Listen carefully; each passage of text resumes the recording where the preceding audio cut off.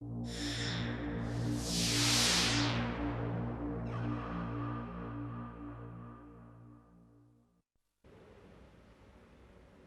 était très précisément 4h40 du matin le 21 mars 1918 quand une fusée blanche solitaire explosa dans le ciel au-dessus de la ville de Saint-Quentin. C'était le signal qu'attendaient plus de 10 000 pièces d'artillerie allemande pour entrer simultanément en action. Une fois ce terrifiant bombardement terminé, plus d'1 million de soldats allemands se tenaient prêts à bondir pour submerger les lignes alliées. C'était le début de la bataille de l'Empereur. Un qui-tout-double formidable, dont le vainqueur serait aussi celui qui aurait gagné la guerre.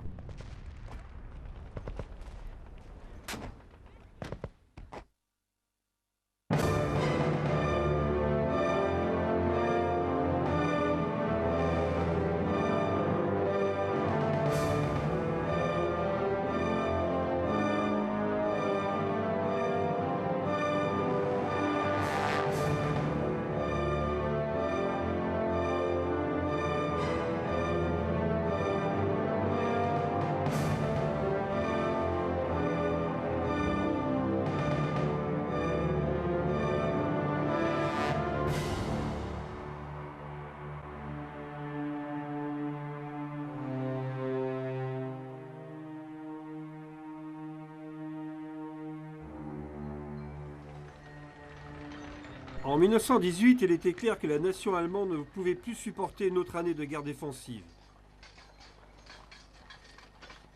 Depuis la bataille de Verdun au printemps 1916, cette guerre immobile dans laquelle s'étaient enfermés les deux adversaires avait coûté au pays toute une génération de jeunes hommes. 4 années de guerre des tranchées s'étaient conclues par une situation sans issue. Le seul résultat des innombrables efforts faits pour en sortir avait été des pertes humaines considérables pour tous les belligérants. Et cela faisait longtemps que l'arrogance martiale des militaires de 14 était devenue un vestige du passé. À la fin 1917, l'Allemagne était confrontée à de très nombreux problèmes en tant que pays, mais aussi en tant que nation. Sans doute celui qui comptait le plus pour la population civile allemande, c'était le succès du blocus naval allié. La marine royale britannique avait décidé de bloquer des côtes allemandes dès le début de la guerre, en août 1914. Il avait fallu plusieurs années pour que l'impact s'en fasse sentir, mais à la fin de 1917, les civils allemands manquaient cruellement de nourriture, de vêtements, d'électricité et même de chauffage. La population allemande était devenue hostile à la poursuite de cette guerre. À Pâques 1917, la Chambre des députés allemande, le Reichstag, avait même voté une résolution demandant que l'on fasse la paix sur la base d'un armistice sans gains territoriaux ni indemnités de part et d'autre, ce qui en disait long sur le sentiment pacifiste qui s'était emparé des élites allemandes. C'était devenu un véritable problème et l'impopularité de la domination par les militaires du gouvernement du pays était telle qu'il fallait absolument que l'armée allemande fasse quelque chose au plus vite à la fin de 1917. En dépit de cette situation, il y avait aussi quelques raisons d'espérer pour les Allemands. Les Russes, qui avaient basculé dans le bolchevisme et la révolution, s'étaient complètement retirés de la guerre sur le front de l'Est. Quant aux Italiens, ils avaient été mis en déroute à Caporetto en octobre 1917. Ils étaient devenus de ce fait incapables de toute action importante sur le front sud. Mais à court terme, un problème bien plus grave se profilait pour les Allemands, c'était l'entrée en guerre des Américains aux côtés des Alliés. Les Américains sont entrés en guerre pour 2 raisons principales. D'abord, il y eut la campagne des attaques sous-marines par la flotte allemande qui a causé la mort de plusieurs centaines d'Américains qui se sont noyés en coulant avec leurs bateaux. D'autant qu'il s'agissait souvent de bateaux de passagers attaqués sans sommation et ce que l'opinion publique américaine considérait comme de véritables actes de barbarie. Et puis, il y eut cette proposition allemande particulièrement mal inspirée faite aux Mexicains de les aider dans une conquête territoriale aux dépens des États-Unis si le Mexique se décidait à entrer en guerre contre les Américains. Il est vrai qu'en avril 1917, les Américains n'étaient absolument pas préparés pour faire la guerre. Toutes les puissances combattantes savaient bien qu'il leur faudrait au moins 1 an pour avoir une armée bien entraînée et suffisamment nombreuse pour que son intervention puisse réellement influencer le sort de la guerre. Cela signifiait surtout que les Allemands avaient encore une possibilité de gagner la guerre s'ils parvenaient à vaincre les Britanniques et les Français vers avril ou mai 1918 et avant que les Américains puissent être opérationnels en masse. L'état-major allemand travailla d'arrache-pied pendant l'hiver 17 pour mettre au point un plan qui pourrait être mis en œuvre dès que possible en 1918. Le fruit de ce travail fut baptisé l'attaque impériale, ou Kaiserschlacht, par son initiateur, le général Ludendorff. Elle devait mettre en œuvre surprise, effet de choc et rapidité d'action pour perforer le front allié à l'endroit où les lignes françaises et britanniques se rejoignaient. L'armée britannique sera alors repoussée vers la Manche. Tout cela pouvait bien être la dernière tentative d'un jeu allemand qui avait déjà épuisé beaucoup d'atouts. Début 1918, il paraissait invraisemblable que les Allemands puissent encore remporter une victoire totale. Donc, ce qu'ils cherchaient à faire, c'était mettre les Britanniques hors jeu en les repoussant loin des forces françaises, puis négocier une paix à leur avantage avant l'arrivée des Américains. Le plan était donc de frapper les Britanniques et de les repousser dans une direction nord-ouest vers les ports de la Manche. À ce moment-là, ils seraient forcés soit d'évacuer leur armée, comme cela est arrivé en 1940, ou tout le moins de devoir reconstruire de fond en comble tout leur système logistique d'approvisionnement. Tout cela créerait une brèche considérable entre les Britanniques et les Français dans lesquels s'engouffrerait l'armée allemande. Et pendant que les Britanniques se replieraient vers les ports de la mer du Nord, l'armée française devrait probablement reculer également afin de protéger Paris. L'espoir, l'intention des Allemands était que cela créerait une situation militaire suffisamment grave pour que les Français engagent immédiatement des pourparlers en vue d'un armistice. Même si ce plan avait toutes les caractéristiques d'un dernier lancer de dés, le haut commandement allemand était persuadé que ce serait un succès. Le 23 janvier, on présenta ce plan, qui était connu sous le nom de code Opération Michael, à l'empereur Guillaume. En son honneur, le plan fut rebaptisé l'attaque impériale. Toutes les tactiques furent mises au point avec soin, et tous les participants furent soumis à un entraînement particulièrement intensif. Des milliers de soldats furent déplacés du front de l'Est, où la paix régnait maintenant, pour se joindre à l'offensive. L'attaque impériale était de toute évidence un pari désespéré. Ludendorff devait obtenir une victoire décisive, une victoire stratégique. Des victoires locales comme celles que les Britanniques avaient gagnées sur la Somme en 1916 ne suffiraient pas. Il devait lancer toutes ses forces dans la bataille pour mettre l'ennemi en déroute. Les Allemands n'avaient qu'une autre alternative stratégique possible, continuer à tenir leur position et attendre que l'ennemi s'épuise dans des attaques stériles contre leurs défenses bien rodées. Mais c'était la même stratégie qui avait été suivie par Ludendorff tout au long de 1917. Or, l'armée allemande était sortie exténuée des 3 batailles d'Ypres de 1917 contre les Britanniques. Ludendorff avait alors bien compris qu'une stratégie simplement basée sur la défense ne suffirait plus et que l'armée allemande perdrait cette cohésion qui faisait sa force, surtout avec l'arrivée des Américains. Si les Allemands pouvaient enfoncer, disloquer et si possible forcer l'armée britannique à réembarquer vers l'Angleterre, les Français auraient beaucoup de mal ensuite à résister à la totalité des forces allemandes.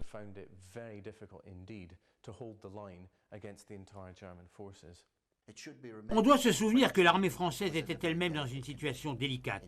En 1917, il y avait eu de nombreuses mutineries et les troupes n'avaient vraiment pu être calmées qu'en évitant autant que possible de les lancer au combat. L'armée française et la nation française étaient elles aussi terriblement lassées par cette guerre. En conséquence, c'était de bon augure pour l'Allemagne si le plan parvenait à réussir complètement ou encore dans une large mesure. Le maréchal Sir Douglas Haig était le commandant en chef des forces britanniques qui allaient subir le plus gros et formidable assaut allemand. Même si on disait beaucoup de mal, et s'il était à couteau tiré avec le premier ministre britannique Lloyd George, c'était avant tout un réaliste. Dès le début décembre 1917, il donna des instructions à ses commandants de corps de préparer soigneusement leur défense contre une attaque importante qu'ils s'attendaient à devoir subir au printemps. Haig était un véritable cavalier, droit dans ses bottes. Un soldat professionnel qui voyait toujours les choses en termes militaires. Il avait étudié à Oxford et à Sandhurst. Par sa femme, il était apparenté à la famille royale. C'était le prototype du soldat. Il entretenait des rapports détestables avec Lloyd George. Les deux hommes se détestaient cordialement. Haig tenait Lloyd George pour un de ces politiciens véreux qui, pour tout arranger, était né de parents pauvres au Pays de Galles. Quant à Lloyd George, il pensait que Haig n'était rien moins qu'un boucher. Curieusement cependant, je ne suis pas sûr que cela ait gêné la conduite de la guerre.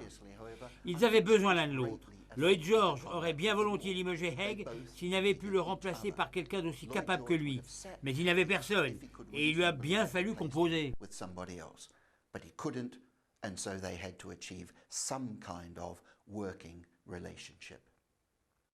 Les deux commandants des corps d'armée qui allaient devoir subir l'attaque impériale de plein fouet étaient le général Sir Yobe Gore, dont la 5e armée tenait la droite de la ligne de front britannique sur plus de 60 km, et le général Sir Julian Byng.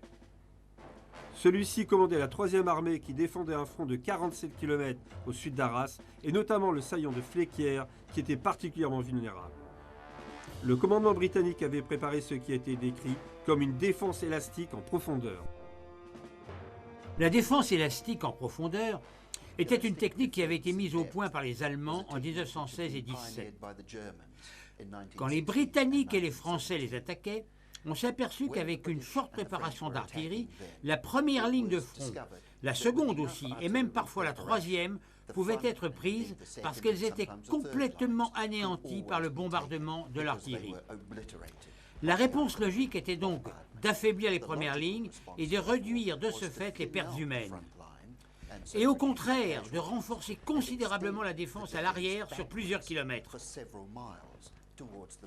Cela réduisait l'impact négatif des bombardements en mettant la plupart des défenseurs hors d'atteinte de l'artillerie ennemie et en mesure de défendre en profondeur. Ce qui rendait la défense élastique, c'était le fait d'avoir des réserves toutes proches afin de contre-attaquer les troupes ennemies lorsqu'elles essayaient de s'établir dans les tranchées des premières lignes qu'elles venaient de conquérir.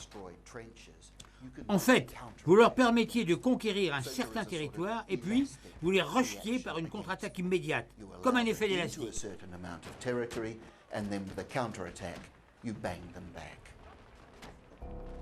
3 zones de défense avaient été préparées. La ligne de front qu'on appelait la zone avant était composée de plusieurs redoutes très fortement armées qui étaient entourées de petits postes avancés. L'objectif était simplement d'amortir la force initiale de l'attaque et de résister jusqu'à 48 heures avant de lâcher prise. On peut dire que les hommes affectés à cette zone avaient quelques raisons de se plaindre qu'ils servaient dans des unités sacrifiées.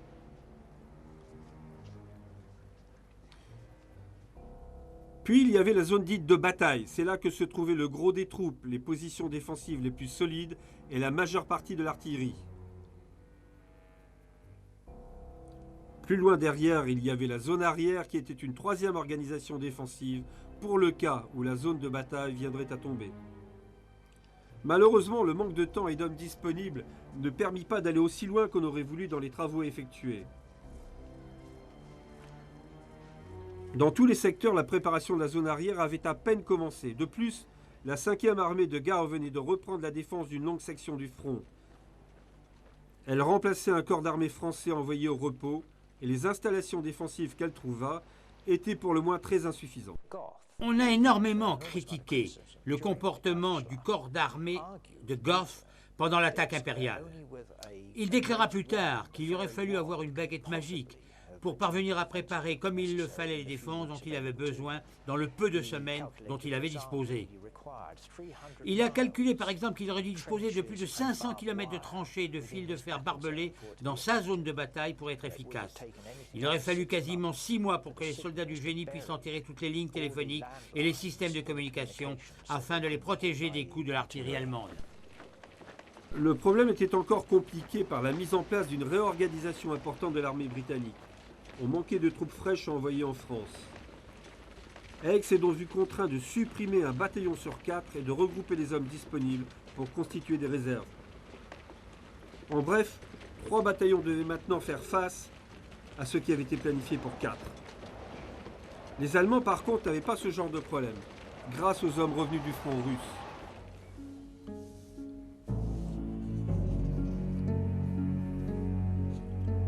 Ludendorff avait choisi 3 armées pour lancer son attaque. Elles étaient commandées par la crème de ses officiers. À la pointe du groupe de bataille Ruprecht, il mit la 2e armée sous le commandement de von der Marwitz, celui-là même qui avait mené la brillante contre-attaque de Cambrai. Au nord, il disposa la 17e armée conduite par le général von Below, qui était le héros de Caporetto. Au sud, il disposa la 18e armée qui faisait partie du groupe de bataille du prince héritier Guillaume et qui était commandé par le général von Houtier, qui s'était illustré à Riga contre les Russes. Il y avait pas mal de différences entre les troupes allemandes venues du front de l'Est et celles de l'Ouest. La principale était peut-être que les troupes qui revenaient de Russie avaient l'habitude de vaincre. Elles avaient combattu les Russes et avaient en général gagné contre eux. Bien sûr, les distances étaient telles en Russie qu'il était difficile de transformer des victoires en victoires décisives. Mais vaincre, c'était bon pour le moral.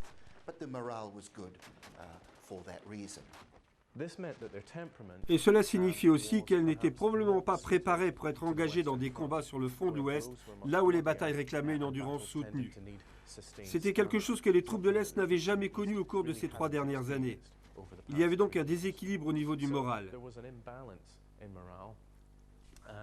Mais aussi, les troupes venues du front russe avaient suivi un entraînement particulier pour exécuter une toute nouvelle tactique. Il fallut plus longtemps aux troupes du front de l'Ouest pour s'adapter aux nouvelles méthodes mises au point par le haut commandement allemand. Ces déséquilibres signifiaient en fait qu'au printemps 18, Ludendorff devait parvenir à harmoniser l'action de 2 armées techniquement différentes. Les Allemands concentrèrent 74 divisions sur un front de 80 km. Ils étaient 2 fois plus nombreux que les troupes alliées qui leur faisaient face. Les soldats subirent un entraînement intensif. Pendant 3 semaines, plus de 800 000 hommes reçurent un enseignement spécifique sur la nouvelle tactique qui allait être inaugurée pour cette bataille. Des unités spéciales, connues sous le nom de troupes de choc d'élite, leur apprenaient les méthodes les plus modernes de la guerre de mouvement et allaient être placées à leur tête pendant la bataille. Les rôles des divisions étaient répartis en 3 catégories: assaut, nettoyage et soutien. Les divisions d'assaut étaient le fer de lance de l'attaque impériale. Elles devaient disloquer la ligne de front ennemie, là où elle était la plus faible, et pousser vers l'avant le plus loin possible. C'était dans ces divisions qu'on trouvait les nouvelles troupes de choc. Elles avaient reçu la meilleure dotation d'armement et jouissaient d'un traitement de faveur.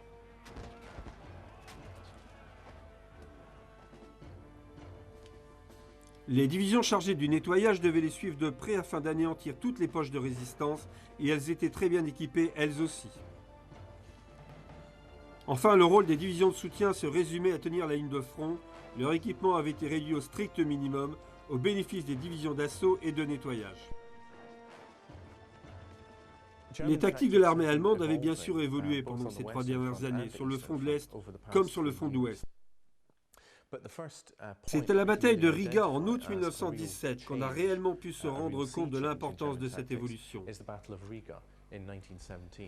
Pour la première fois, on assistait à la mise en œuvre à grande échelle d'une technique d'infiltration par des forces spéciales, combinée avec des bombardements terriblement concentrés. L'artillerie allemande concentrait son tir sur une zone relativement étroite des défenses ennemies pour écraser toute résistance et ouvrir une brèche dans laquelle l'infanterie s'engouffrait. Mais au lieu de partir à l'assaut comme d'habitude de manière relativement statique et en ligne, l'infanterie avait appris à opérer par petits groupes extrêmement mobiles. Ils étaient dotés d'un équipement léger mais avec une forte puissance de feu. Leur pactage était laissé à l'arrière et le rôle était de percer et d'infiltrer les positions ennemies. L'infanterie d'assaut avait appris à se déplacer aussi vite que possible. Elle évitait d'attaquer de front les points forts, mais au contraire, elle les contournait et laissait aux divisions de nettoyage le soin de les réduire. Son rôle était de pénétrer aussi profondément et rapidement que possible le dispositif ennemi afin de désorganiser ses possibilités de riposte. Elle détruisait notamment tous les systèmes de communication.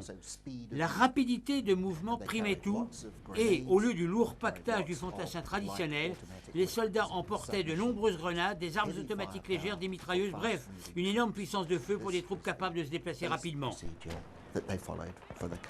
Dans les jours qui précédèrent l'assaut, on vit des milliers de soldats allemands se rassembler là d'où ils devaient s'élancer. Leur moral était excellent parce qu'ils étaient convaincus que cette attaque allait réussir d'une manière décisive. On s'était efforcé de tromper l'ennemi en laissant les Alliés s'emparer de pigeons voyageurs qui transportaient de faux messages, en lâchant des ballons d'observation et en créant tout un ensemble de fausses pistes pour faire croire aux Alliés que c'était les Français qui allaient être attaqués. Les Allemands ont pris le plus grand soin pour ménager l'effet de surprise. leur assaut devait être aussi puissant qu'inattendu. C'est la raison pour laquelle les mouvements des pièces d'artillerie et leur positionnement face au front britannique s'effectuèrent de nuit avec la plus grande discrétion. De même, les Allemands firent très attention d'empêcher tout vol de reconnaissance photographique qui puisse trahir le mouvement, la direction et l'éminence de leur assaut. L'idée était de disposer le plus grand nombre possible de canons sur l'espace le plus restreint pour submerger les défenses du front ennemi comme un ouragan par un véritable torrent de balles et d'obus. À 4h40 du matin le 21 mars, une fusée de signalisation s'éleva solitaire haut dans le ciel au-dessus de Saint-Quentin et soudain, ce fut l'enfer.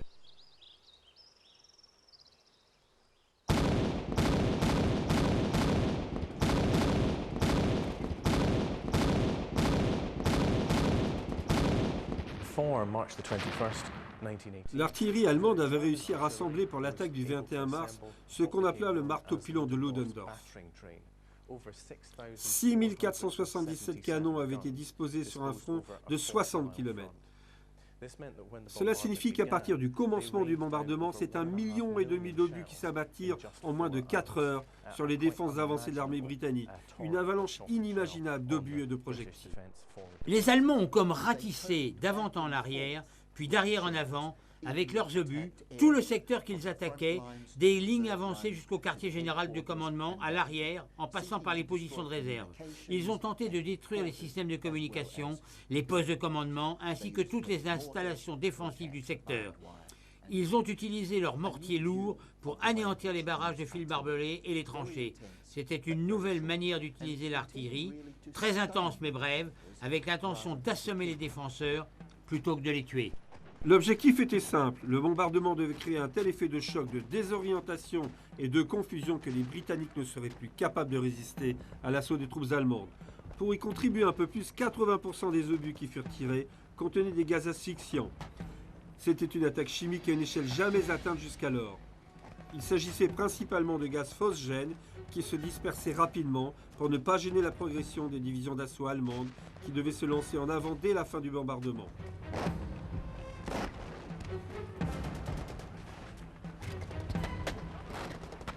Le fameux gaz moutarde dans son conteneur jaune caractéristique ne fut utilisé que sur le saillant de Flequières. Il avait en effet la caractéristique de stagner plutôt que de se dissiper, mais les Allemands voulaient contourner le saillant plutôt que d'essayer de l'attaquer de front. Les Allemands utilisaient en même temps des gaz lacrymogènes avec l'idée que cela conduirait les soldats britanniques à retirer leur masque à gaz pour sécher leurs larmes et que le phosgène les achèverait. À ce moment de la guerre, les soldats des deux côtés s'étaient habitués au port du masque à gaz. C'était bien sûr très inconfortable dans la mesure où le masque limitait le champ de vision et la capacité de communiquer entre les hommes. Une attaque au gaz créait toujours beaucoup de confusion, ce qui avait pour effet d'affaiblir les défenses ennemies juste avant l'assaut. Il y avait deux manières d'utiliser les gaz. On pouvait ouvrir une canette et la jeter vers l'ennemi en laissant le nuage se répandre, mais cela avait un inconvénient majeur si le vent venait à tourner. Le gaz vous revenait dans la figure, ce qui n'était pas le but recherché vraiment. L'autre manière, qui était la plus efficace, c'était d'utiliser des obus pour l'envoyer. Les Allemands utilisaient très facilement les gaz et surtout le gaz moutarde, qui était pratiquement considéré comme une arme défensive. Le gaz moutarde était une arme durable parce qu'il restait en suspension près du sol pendant plusieurs jours après avoir été envoyé. Ce qui rendait la tâche particulièrement difficile pour les troupes qui devaient rester à leur poste et tenir leur position. Le gaz moutarde était en effet particulièrement nocif. Non seulement il irritait la peau, mais il attaquait les yeux, les muqueuses, la langue et bien entendu les bronches. Et c'est dans les poumons qu'il faisait le plus de dégâts en déclenchant un édème dont le liquide envahissait les bronches et finissait par noyer littéralement ses victimes. L'utilisation des gaz pendant la Grande Guerre n'a jamais posé de problème moral particulier à l'un ou l'autre des adversaires.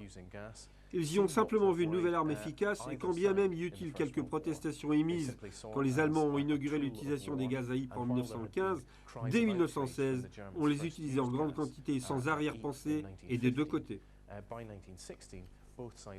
À 9h40, les premières vagues d'assaut de l'infanterie allemande se mirent en mouvement.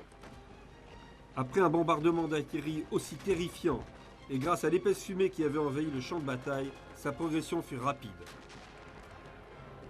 En moins d'une demi-heure, elles avaient pénétré profondément la zone avant britannique en contournant les redoutes très défendues, sans même se faire repérer dans la plupart des cas.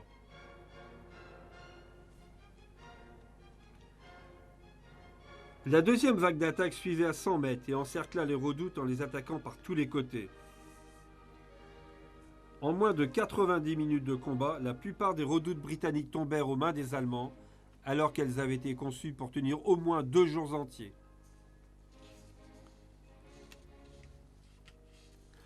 Dès que la zone avancée du dispositif britannique a été sécurisée, les forces allemandes se sont attaquées à la zone de bataille. Pour aider leur progression, le monstrueux barrage d'artillerie était réglé pour framer 200 mètres plus loin toutes les 4 minutes. Les forces de Von Below ont ainsi été capables de repousser une bonne partie de la 3e armée britannique jusqu'à l'arrière de sa zone de bataille. Les Allemands contournèrent le saillant de Flequières sans beaucoup d'opposition. Cependant, un peu plus au sud, 2 divisions de la 5e armée résistèrent magnifiquement. La redoute d'Épeuy ne tomba pas, et cela empêchant l'encerclement complet du saillant. Les forces du saillant furent sauvées, mais le commandement décida de reculer en bon ordre la ligne de front pour diminuer le danger d'une nouvelle attaque.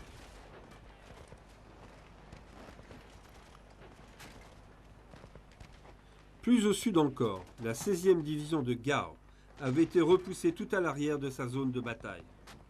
Cependant, le 10e corps avait réussi à tenir l'intégralité de sa ligne de front sur 10 km. Par contre, le 3e corps qui défendait le sud de Saint-Quentin et dont la ligne de front avait été tirée pour compenser le départ des troupes françaises avait subi le principal de l'assaut. À 5h30 de l'après-midi, ces troupes furent complètement repoussées hors de la zone de bataille. Gauff réagit avec rapidité face à cette situation désespérée. Il tâcha d'obtenir des renforts de l'armée française, visita personnellement tous les postes de commandement. Il fit monter en ligne la plupart de ses réserves et autorisa un repli derrière le canal de Crozat.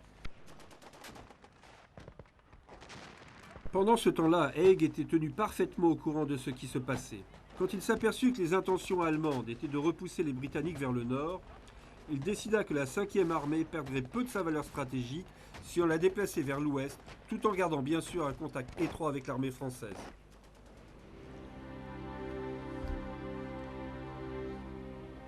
Au terme de la première journée de cette attaque impériale, les Britanniques avaient abandonné près de 360 km² de territoire, moyennant la perte de 40 000 Allemands et de 38 500 soldats britanniques, dont 21 000 avaient été faits prisonniers.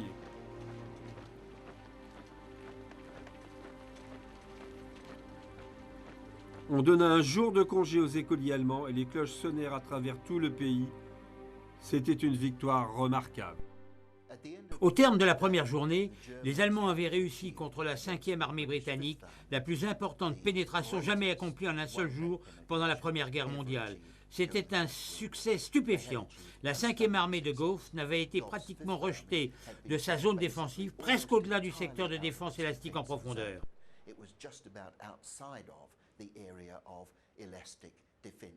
Le système de défense élastique en profondeur des Britanniques posait problème.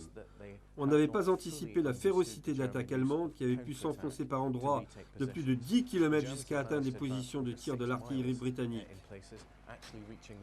Il était difficile dans ces conditions de lancer avec succès des contre-attaques pour reconquérir les positions perdues. La situation était cependant plus favorable à d'autres endroits du front. La 3e armée, qui était positionnée juste nord de la 5e, avait également souffert, mais beaucoup moins que l'armée de Gauff. Le système de défense avait beaucoup mieux fonctionné là-bas. Sur le champ de bataille, il restait encore de nombreuses poches de résistance britannique en état de se battre. Il n'y avait eu aucun mouvement de panique et déjà les réserves avaient été mises en alerte et les renforts commençaient à se positionner afin de contenir la pénétration allemande.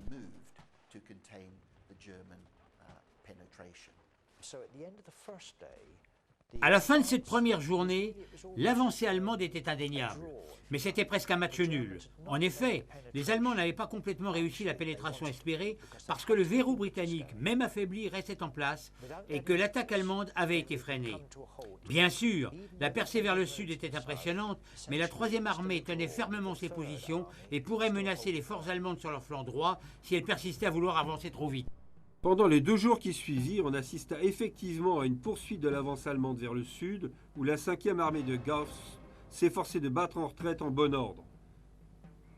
Elle était même sur le point de perdre le contact avec les Français sur sa droite et la 3e armée de Byng sur sa gauche. Les Français fournirent bien les 6 divisions de renforts promises, mais elles se trouvèrent entraînées dans la débâcle générale. Engagées dans la bataille dès leur arrivée, elles furent très vite submergées et durent se replier elles aussi avec les Britanniques.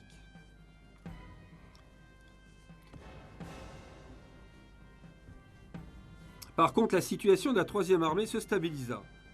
Van Bello ne progressa pratiquement pas à l'ouest parce que la 3e armée fut renforcée par les forces britanniques positionnées au nord. Cependant, Byng furent contraints de faire pivoter son aile droite et d'abandonner du terrain pour rester en contact avec l'armée de Gough et maintenir de ce fait la continuité de la ligne de front britannique. Bapaume tout d'abord, puis Albert furent abandonnés au grand regret des soldats qui avaient conquis en 1916 ces champs de bataille dévastés de la Somme au prix de pertes considérables.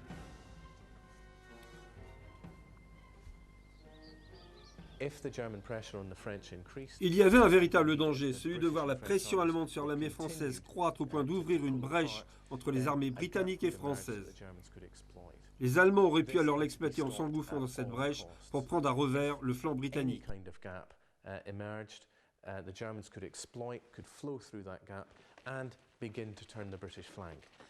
Sur le plan militaire, il était essentiel d'empêcher que cette cassure se produise. Bien sûr, l'opinion publique britannique allait être choquée d'apprendre que l'armée britannique abandonnait des villes comme Bapaume ou Albert, qui étaient synonymes des victoires de la bataille de la Somme. Mais il y avait beaucoup moins de conséquences à abandonner du territoire plutôt que de risquer la dislocation du front. Peu importait le terrain abandonné, pour autant que la retraite s'opère en bon ordre dans une direction permettant de maintenir le contact avec les alliés français.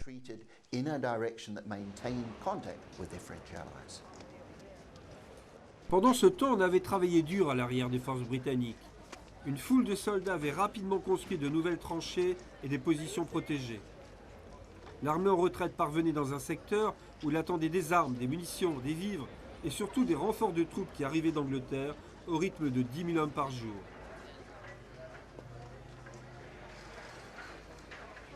Au même moment, les Allemands étaient à la limite de leur capacité logistique.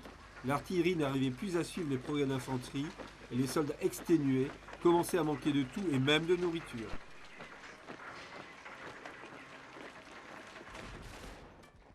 Les Allemands traversaient maintenant des champs de bataille qui avaient été dévastés par des années de combat.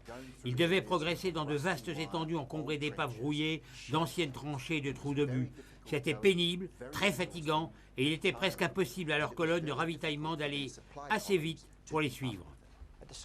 Au même moment, les Britanniques arrivaient en territoire ami où les attendaient toutes les fournitures et les munitions dont ils pouvaient avoir besoin. En fait, pour les Britanniques, d'une manière assez étrange, le fait d'avoir battu en retraite s'avérait providentiel.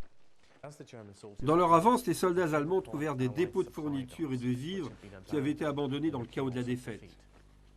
Il y avait de la bière, il y avait des chaussures, il y avait des uniformes neufs et des vêtements à profusion.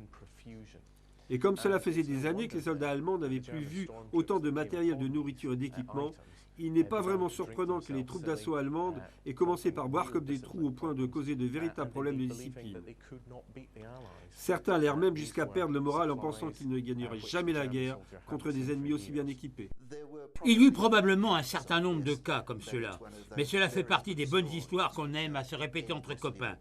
La réalité, c'est que c'était probablement beaucoup moins important que le problème fondamental de pourvoir aux besoins de soldats en pleine offensive sans casser leur élan. C'est la logistique qui a été le problème principal des Allemands, celui qu'ils n'ont pas su résoudre et qui leur a coûté la victoire.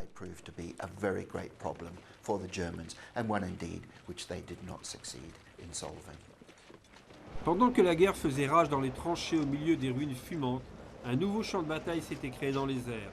Le combat aérien était devenu un facteur important. Jusqu'à ce moment-là, la guerre aérienne avait surtout consisté dans des opérations de reconnaissance et de photographie, ainsi que le guidage des tirs d'artillerie. Chacun des belligérants s'était efforcé d'obtenir la maîtrise des airs afin que ces avions de reconnaissance et de repérage puissent opérer avec le moins de risques possible. Mais en 1918, l'aviation s'était suffisamment développée de chaque côté pour qu'on puisse imaginer de demander aux avions de devenir des armes permettant d'attaquer les troupes ennemies au sol. On commença à utiliser les avions pour bombarder les soldats et les mitrailler, aussi bien sur le champ de bataille que sur les routes d'acheminement et dans leurs campements. Très rapidement, la RAF et l'aviation française furent en mesure de prendre aux Allemands le contrôle de l'espace aérien. C'est peut-être parce qu'en reculant, les Britanniques se sont en fait rapprochés de leurs bases aériennes que le Royal Flying Corps, qui devint plus connu sous le nom de Royal Air Force, s'est avéré plus présent et plus fort que les Allemands dans les airs pendant l'attaque impériale. Bien entendu, même avec la maîtrise aérienne, la RAF n'était pas en mesure d'empêcher l'avance des troupes allemandes sur le terrain. Mais ce fut certainement un obstacle supplémentaire qui gêna les efforts allemands. En de nombreuses occasions, on vit des avions alliés en rase-botte en train de mitrailler des colonnes de troupes ennemies, et cette supériorité aérienne contribua à ralentir et à gêner l'avance allemande.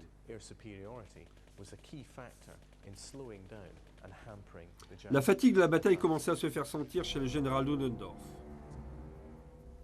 La perte de son fils dès le premier jour de la bataille et le premier symptôme de son goitre exophthalmique ne l'avaient pas aidé non plus. Ludendorff était confronté à un dilemme. Devait-il continuer à appliquer le plan initial ou valait-il mieux exploiter les nouvelles opportunités que lui offrait l'effondrement de la 3e armée britannique au sud, même si cela n'offrait pas des objectifs stratégiques évidents? Ludendorff, qui croyait qu'il pourrait défaire la 5e armée britannique et tirer tous les avantages de son effondrement, prit la mauvaise décision.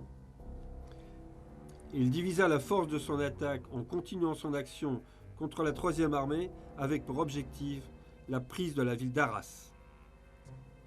Mais il chargea Hutier et ses sections d'assaut de continuer leur offensive vers le sud-ouest en allant aussi loin que possible, plutôt que de se contenter d'une simple position de soutien, comme il en avait d'abord été question. Ceci eut pour résultat d'amoindrir la puissance de son attaque au nord, puisque ses forces allaient pousser dans 2 directions différentes. Ludendorff would be criticized, of course, Quelle que soit sa décision, Ludendorff aurait été critiqué. S'il avait continué à exécuter le plan initial d'une attaque vers le nord-ouest, on aurait dit qu'il avait manqué d'imagination et qu'il n'avait pas su s'adapter aux réalités de la bataille. Et au contraire, s'il avait attaqué en force la 5e armée au sud-ouest, on aurait dit que cela démontrait qu'il manquait de persévérance et de détermination et qu'il était un inconstant. En fait, il a choisi de mettre son effort principal vers le sud-ouest, partant du principe raisonnable qu'il devait suivre la logique de la bataille. Ce n'était pas ce qu'il avait prévu de faire initialement, mais la fortune des armes fait que pendant une bataille, certains plans doivent être changés quand l'opportunité s'en fait sentir. Et c'est là qu'il a démontré sa capacité en tant que chef de guerre.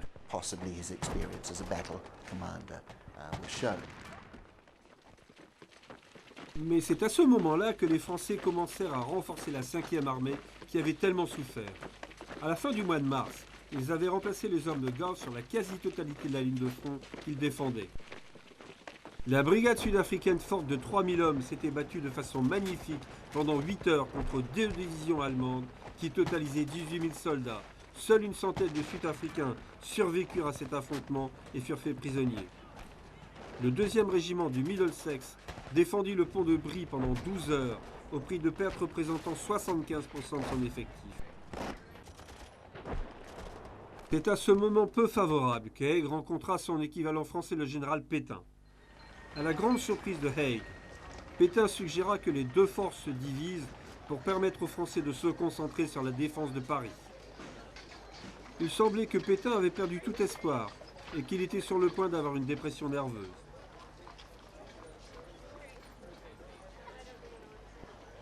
C'est à ce moment-là que Haig proposa de mettre l'armée britannique sous les ordres du général Foch, dont il connaissait la volonté inexorable pour assurer en tant que généralissime le commandement unifié des forces alliées. La désignation de Foch comme chef suprême des armées alliées était formidablement importante. Le plan allemand prévoyait de diviser les forces françaises et britanniques. Le fait même de désigner un chef suprême était une confirmation symbolique que cela n'allait pas se produire.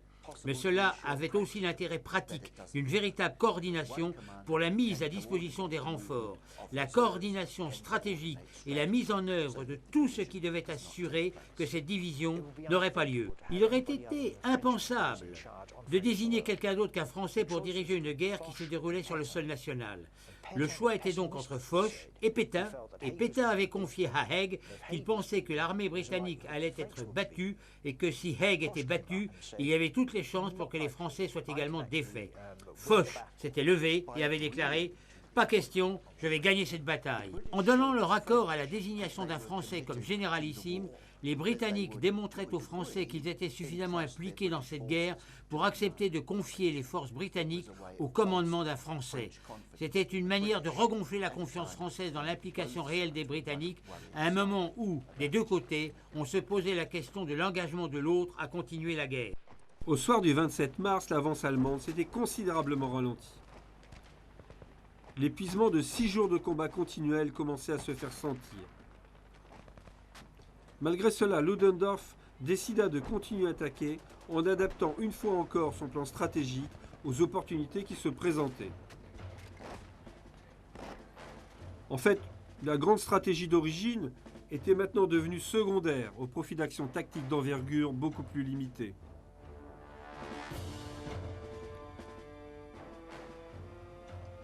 Pensant que le point faible de l'ennemi était encore sur le secteur sud du front, Ludendorff ordonna une offensive frontale sur la ville d'Amiens. C'était un centre vital de communication et de transport ferroviaire pour les Alliés, dont la prise aurait certainement été considérée comme une victoire brillante.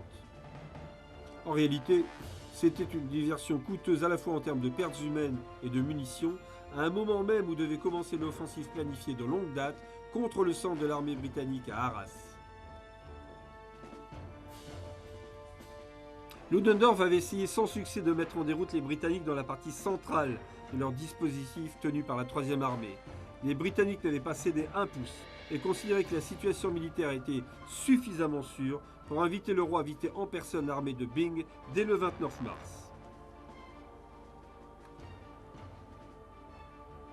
La bataille continuait par ailleurs et faisait rage devant Amiens. La 5e armée y était confrontée à une situation quasi désespérée, une situation qui était encore compliquée par le limogeage du général Gough. Pour excuser politiquement la défaite britannique, il fallait un fusible. Ce fut le général Gough qui fut remplacé par le général Rawlinson. L'attaque impériale a été sans aucun doute une défaite britannique majeure. Elle a entraîné la retraite la plus importante de toute la guerre de l'armée britannique. C'est un fait qu'on ne pouvait pas nier. Le public avait pu le constater.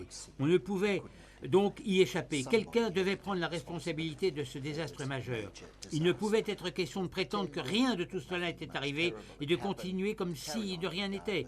Quelqu'un devait porter le chapeau et il n'était pas possible que ce soit Haig. Sa responsabilité était clairement engagée puisqu'il avait inspecté le dispositif de défense de Gough avant le début de l'attaque et avait déclaré qu'il était satisfait. Mais il était impossible politiquement de virer Haig. C'était le commandant en chef britannique et le message que cela envoyé aux Allemands, à l'opinion publique britannique et aux Alliés aurait été impensable à ce stade de la guerre. Donc, cela devait être un commandant de haut niveau.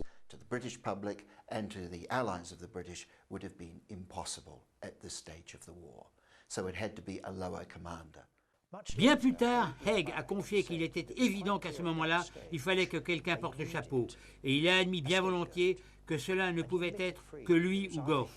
Il déclara avec une certaine arrogance qu'il avait décidé que c'était préférable pour l'armée qu'il reste en place plutôt que Gough. Donc, à court terme, ce fut Haig qui a sacrifié Gough pour sauver politiquement sa propre peau.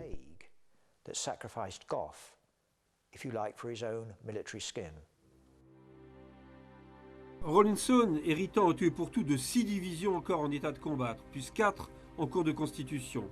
Les Français avaient remplacé la 5e armée sur une bonne dizaine de communes pour venir à leur aide en cas de besoin. Gough avait organisé la ligne de défense Villiers-Bretonneau sur 25 km à l'est d'Amiens.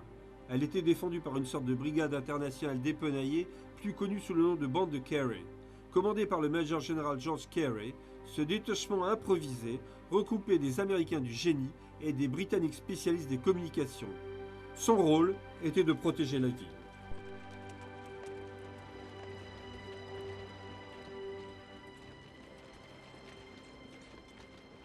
Le 4 avril, la ville faillit tomber et ne fut sauvée que par une contre-attaque désespérée menée par le 36e bataillon australien.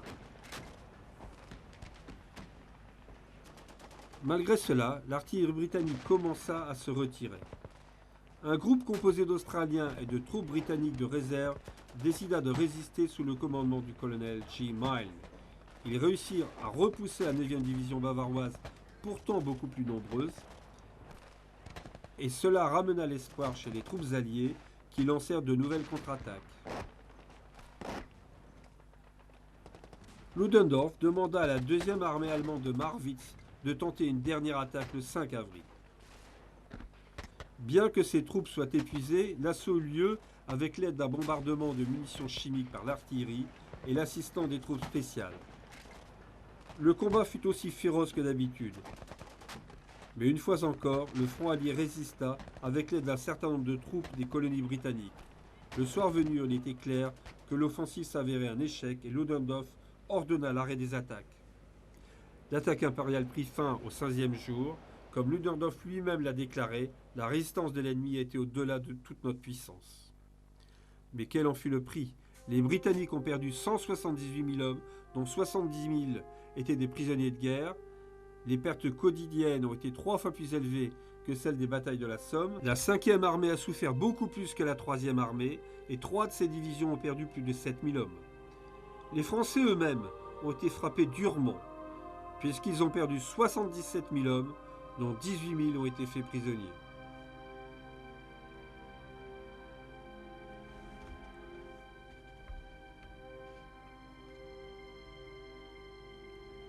Les Alliés ont dû abandonner un territoire de 1200 km². Ils ont également perdu 1300 canons, 2000 mitrailleuses, 400 avions, 200 tanks et des milliers de véhicules et de chevaux.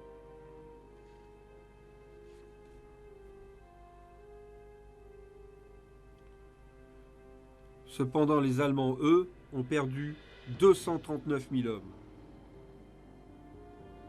Pour une nation dont les ressources avaient été utilisées pratiquement jusqu'au point de rupture, ces pertes humaines et toutes ces munitions dépensées étaient dorénavant impossibles à remplacer. L'attaque impériale avait tout simplement amené l'Allemagne au bord de la défaite. Même s'ils avaient conquis un territoire considérable depuis le début de l'offensive, avec un déluge de feu et de gaz asphyxiants, tout ce que les Allemands avaient accompli en réalité, c'était la destruction de leur propre armée. Bien sûr, les Alliés avaient terriblement souffert, mais à aucun moment de l'attaque impériale, ils n'ont réellement subi de dommages stratégiques, aussi bien pour ce qui concerne les Britanniques que les Français. Au plan stratégique donc, l'attaque impériale s'est conclue par un désastre complet. Au plan tactique, par contre, on a pu juger de l'efficacité avec laquelle un certain nombre de nouvelles tactiques modernes et de combinaisons d'armes pouvaient parvenir. Les techniques d'infiltration qui ont été utilisées par von Hutier sont devenues la base de la tactique de l'infanterie de toutes les armées du monde et sont restées les mêmes dans leurs principes jusqu'à aujourd'hui. Donc tactiquement, l'attaque impériale était très impressionnante. Mais la différence entre un succès tactique et un succès stratégique est un fossé que Ludendorff n'a pas su combler. L'attaque impériale n'est pas aussi connue qu'un certain nombre d'autres batailles de la Première Guerre mondiale. Cependant, la bravoure des hommes qui combattirent des deux côtés a été aussi remarquable que celle déployée dans toutes les autres batailles de cette guerre. Quelques jours à peine après le début des combats, 10 hommes avaient déjà mérité la Victoria Cross anglaise. Il est cependant préférable de laisser le dernier mot de cette histoire à quelqu'un qui prépare la dernière bataille. W. Francis, un fantassin du 7e régiment royal du Shropshire, nous dit « Pour l'amour de Dieu et de l'humanité, ne parlez pas d'honneur et de gloire. Il n'y en a pas eu. La guerre, et spécialement la nôtre, a été une boucherie, puante, horrible et monstrueuse. »